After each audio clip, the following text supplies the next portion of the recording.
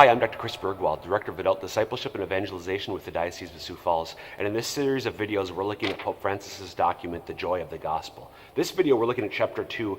The title of Chapter 2 is Amid the Crisis of Communal Commitment.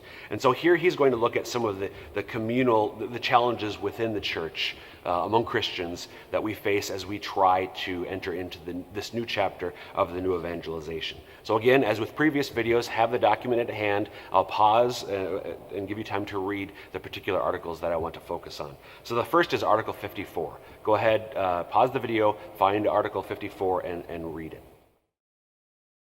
Okay, so I just want to focus on the final sentence, it is one sentence from Article 54. The culture of prosperity, so the culture in which we live as Americans, the culture of prosperity deadens us. We are thrilled if the market offers us something new to purchase. And in the meantime, all those lives stunted for lack of opportunity seem a mere spectacle. They fail to move us. To me, that really speaks to our culture, but also just to me as an individual.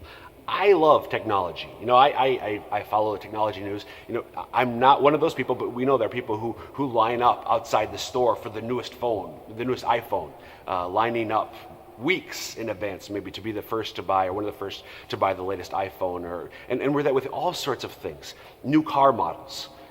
Many times usually the changes between the car model from one year to the next are just cosmetic changes, and yet it works. People buy. And what Francis is saying is that we get thrilled by that, and when we look at those who are in need around us, material need, spiritual need, we're deadened to them. We're unaware of it. They fail to move us.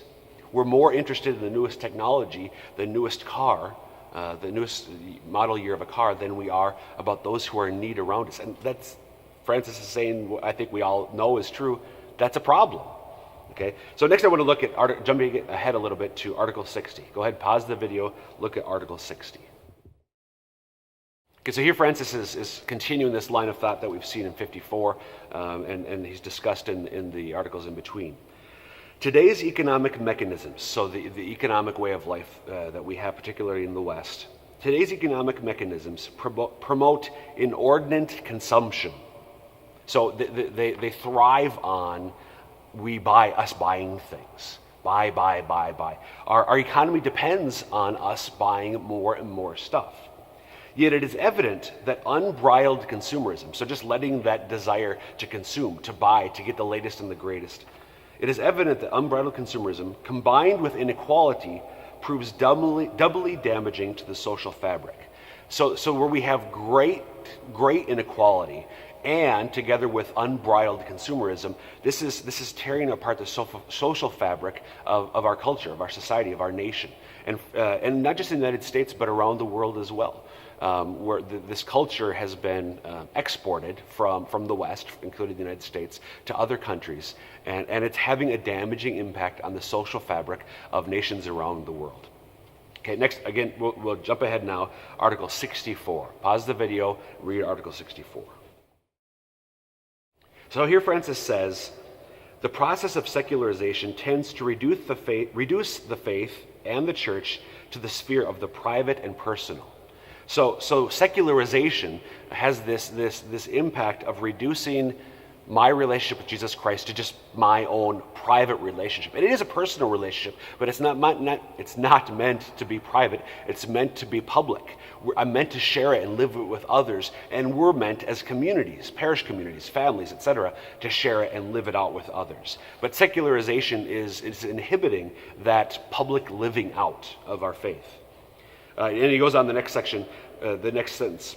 By completely rejecting the transcendent, secularism has produced a growing deterioration of ethics, a weakening of the sense of personal and collective sin, and a steady increase in relativism. And he goes on from there, that this process of secularization is having a negative impact it's not on people's private religion, but it's having an impact on the way that people interact, how they treat one another, our morality, our ethics, our sense of truth, of good and beauty, and so on. And again, it's tearing apart our social fabric. Okay, I want to skip ahead several articles here now to number 102. So Article 102. Go ahead, pause the video, and read Article 102. So here Francis is talking about the laity and our role in the church and on behalf of the church, participating in the mission of the church. And I want to read just the last couple sentences in this article. Even if many, that's many laity, even if many lay people are now involved in lay ministries, this involvement is not reflected in a greater penetration of Christian values in social, political, and economic sectors. It often remains tied to tasks within the church without a real commitment to applying the gospel to the transformation of society. So what Francis is saying is, it's a good thing that lay people are more involved within what goes on in the church. So acolyte, lector, ushering, soup suppers, turkey dinners, those sorts of things that we do. A healthy, vibrant parish life has those things, and we need volunteers to do those things, and most of whom are, of course, laity. But that's not all we're called to do as lay people. We're also called to transform the society in which we live with the good news of Jesus Christ. And what Francis is saying is that's what we need to do next. Again, it's not bad. He's not saying quit volunteering in church ministry. What we're all called to do varies from person to person.